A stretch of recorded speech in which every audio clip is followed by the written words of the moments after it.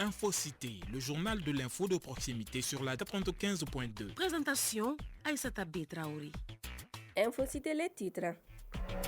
Ouverture ce matin des États généraux de la culture, de l'artisanat et du tourisme. Cette rencontre permettra de créer une feuille de route commune qui guidera les actions gouvernementales et celles des acteurs privés dans les prochaines années. Nous en parlerons dans ce journal. Des travaux de réhabilitation sont en cours sur l'axe Bamako-Kati. Notre reporter Issa Daou est allé recueillir les avis et impressions de quelques usagers de la route à suivre dans cette édition.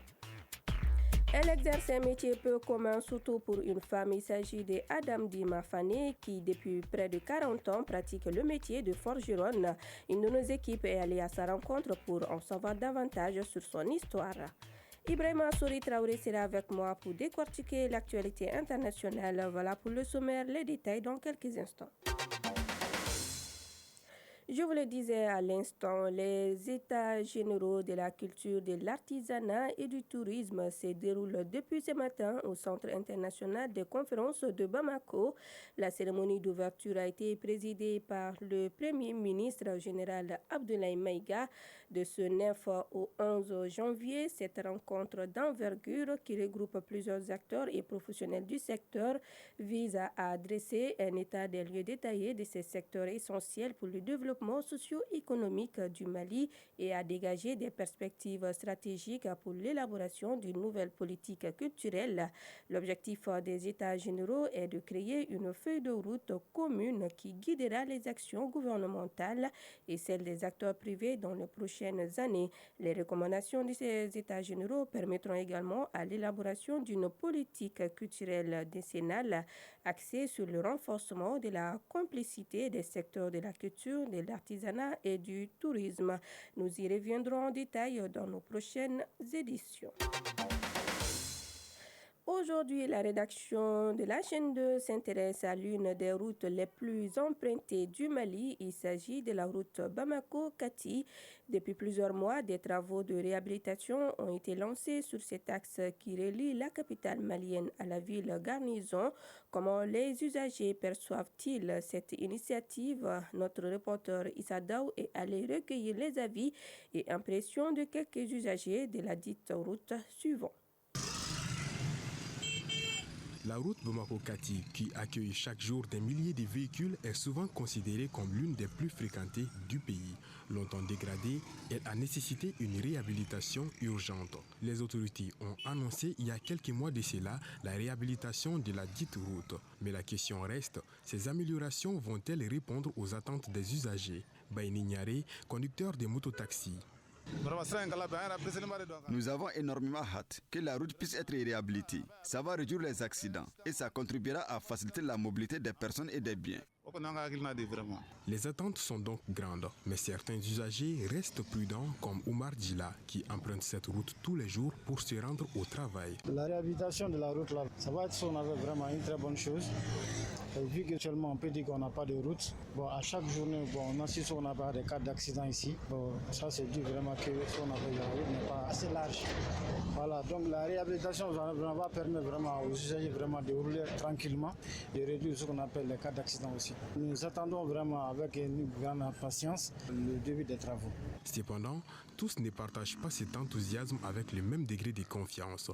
Si certains espèrent des améliorations concrètes, d'autres adoptent une attitude plus mesurée. Bintou Koulibaly, citoyenne. Nous, les Kachwa, sommes ravis de la réhabilitation de notre route qui contribuera à réduire les accidents. Une vraie source de satisfaction. Moussa Kanté, commerçant. Si cette route est aménagée, cela nous facilitera grandement la vie. Comme tu peux le voir, je suis installé juste au bord de la route et à cause de son étroitesse, il est souvent impossible de servir les clients sans créer des embouteillages. Mais avec un aménagement adéquat, ces problèmes disparaîtront. La majorité des usagers semblent s'accorder sur un point. Les améliorations résultant de ces travaux seront bénéfiques pour le quotidien des millions de personnes.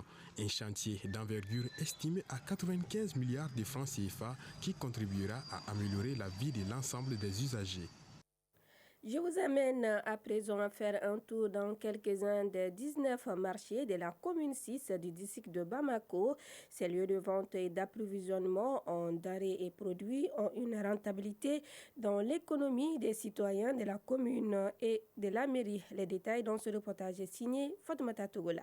Avec une superficie de 8882 km², la commune 6, composée de 10 quartiers, abrite environ une vingtaine de marchés, des espaces aménagés par des hangars en plein air et des boutiques où sont vendues et achetées des marchandises. Ténémaran Kone, premier adjoint au maire chargé des affaires économiques et financières de la commune 6. Dans notre commune, il existe 19 marchés en activité. Ces marchés sont répartis sur l'ensemble du territoire de la commune, notamment les 10 quartiers plus les logements sociaux et des Irimajo. Je pourrais dire que 98% de ces marchés sont publics. Sinon, il y a 2 marchés qui sont privés, notamment le marché à la Minesou et Djanegela. Le plus grand, c'est le marché de Banangabou et le marché de Nyamakoro. Ils sont également les plus anciens. Ces lieux publics ont un intérêt particulier pour les autorités communales. Selon Ténémakan Kone, nous avons délégué la gestion de ces marchés aux GIE avec lesquels la mairie a fait des contrats. Entre eux et nous, un montant est fixé. C'est ce montant-là qui est versé à la régie, à la perception de la commune 6. Ces marchés apportent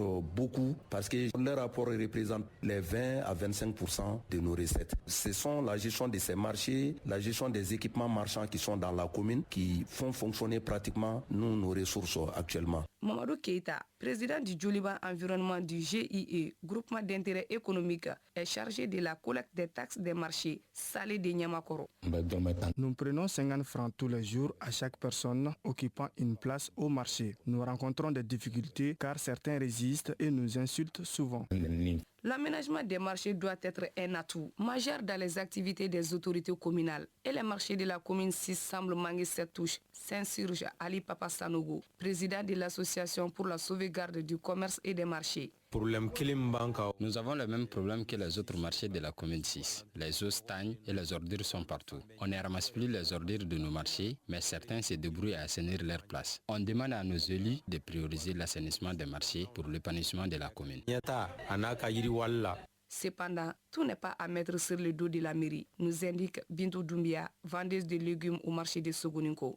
Le maire de la commune fait ramasser les ordures du marché de Sogoninko chaque semaine. Les eaux coulent comme un ruisseau à cause de certaines personnes. Les vendeurs quittent leur place pour occuper les différents bords. Les marchés constituent un véritable point de développement d'une commune. De ce fait, un plan d'aménagement adéquat et une bonne gestion permet aux citoyens et aux autorités de se frotter plus les mains. Restons toujours en commune 6. À 118 ans, Bakary Traoré est le doyen de la commune 6 du district de Bamako, un homme dont la vie est marquée par des décennies de travail acharné, d'engagement et de sagesse. Né à Bamako, il a consacré plus de 30 ans à l'agriculture. Notre centenaire est père de 16 enfants et grand-père de nombreux petits-enfants. Il est un pilier de sa communauté. Mariam Konaté a passé une matinée avec Bakary Togola, Bakary Traoré, des témoignages et des révélations dans ce reportage. Nous sommes à Nyamana, en commune 6 du district de Bamako. Un carré nous sépare de l'ancien marché. C'est là qu'habite Bakary Traoré, un autochtone du quartier, assis au milieu de sa cour, dans un canapé, habillé en boubou bleu, avec son sourire qui le caractérise. L'objet de notre présence chez lui est qu'il est plus âgé, 118 ans. Malgré le poids de l'âge, il n'a rien perdu de ses facultés mentales. Cet ancien combattant a une carrière bien remplie, 3 ans dans l'armée et plus de 3 décennies dans l'agriculture. Des moments de gloire dont il se rappelle encore. Bakary Traoré est un homme de foi. Pour preuve, il a été muezzin d'une mosquée de son quartier. Marié et père de 16 enfants et de grand-père de nombreux enfants, notre ancien combattant partage son quotidien avec ceux-ci. Il constitue une source de joie pour lui. Bakary Traoré déteste l'injustice, son parcours empreint de résilience et de dévouement. Grand témoin de l'histoire, cet ancien combattant parle bambara et l'arabe. Ses plats préférés sont le thon et le riz. À présent, le tour d'horizon de l'actualité internationale. Et Sori Ibrahima Traoré avec moi pour l'actualité internationale. Bonjour Sori. Bonjour Aïssata Traoré. Dans la sous-région, l'actualité tourne autour de suppression de partis politiques, de condamnation et tentatives de déstabilisation. Et ça se passe respectivement au Sénégal, en Guinée et au Tchad. L'exécutif au Sénégal veut rationaliser le paysage politique composé de plus de 340 partis politiques. C'est du moins l'objectif affiché par cet exécutif concernant le parti politique dans le pays. La suppression de tous ceux qui ne respectent pas la loi de 1989. Par ailleurs, en Guinée, ce ne sont pas des questions de partis politiques qui retiennent les attentions, mais plutôt la condamnation à 2 ans de prison ferme de l'opposant Aliou Ba. En effet, ce dernier était poursuivi pour offense et diffamation à l'encontre du président de la transition, Mamadi Doumbouya. Par contre, ses avocats dénoncent un jugement politique et annoncent l'intention de faire appel.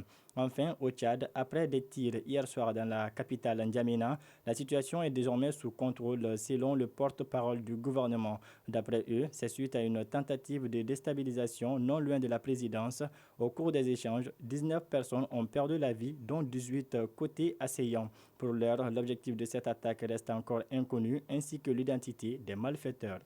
Sori également, la République démocratique du Congo renforce sa stratégie de défense face à la crise sécuritaire à l'est du pays. Le président congolais Félix Tshisekedi a dirigé ce mercredi une réunion élargie du Conseil supérieur de la défense.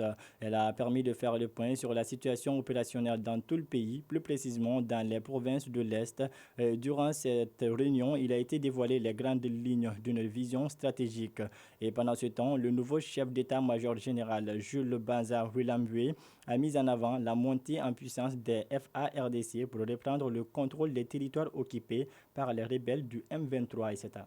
Et cette brève nouvelle souris pour vous accompagner, Joe Biden prononcera ce jeudi l'éloge funèbre de l'ancien président américain Jimmy Carter, décédé le 29 décembre dernier à l'âge de 100 ans. L'actuel président Joe Biden sera accompagné par les 4 autres anciens présidents encore en vie pour rendre un dernier hommage au 39e président des États-Unis. Merci beaucoup, Ibrahima Souri Traoré.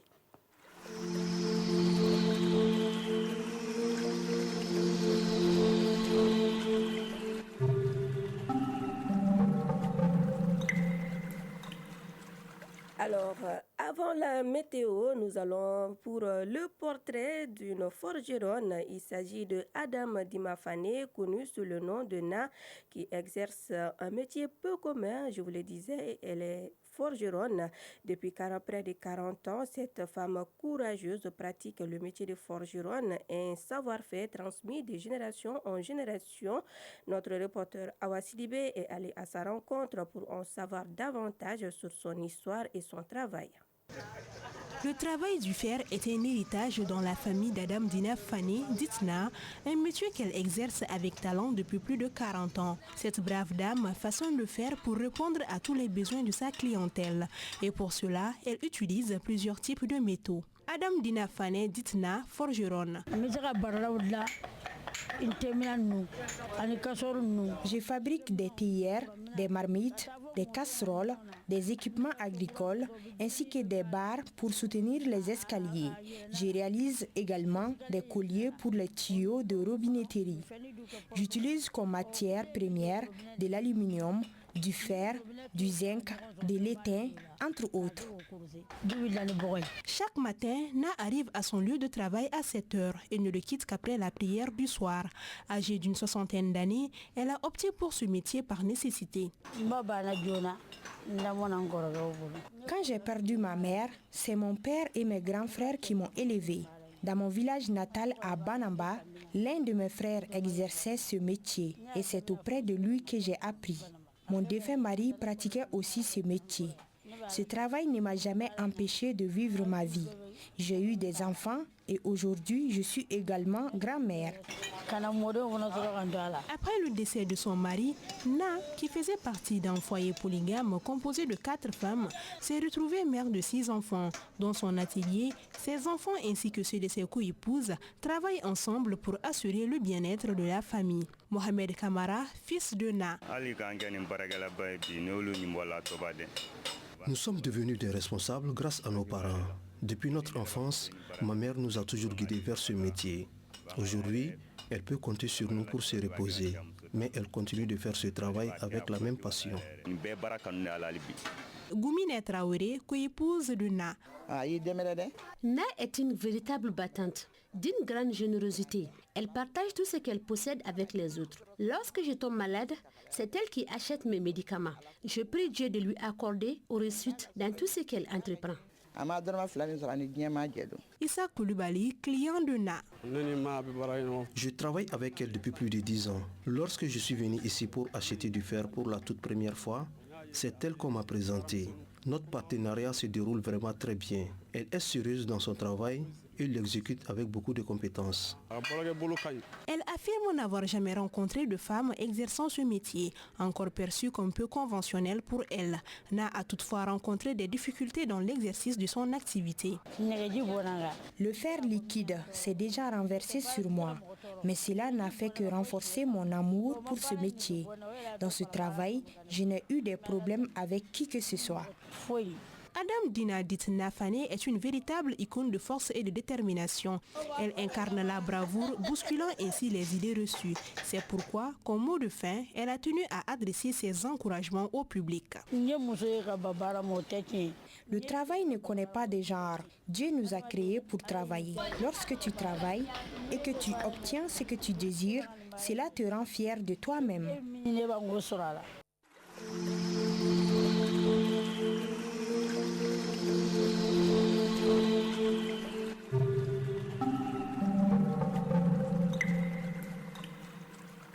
La météo avant de boucler cette édition, les thermomètres affichent 31 degrés. Sur Bamako et ses environs, la maximale sera de 34 et le soleil se couchera à 18h passé de 22 minutes.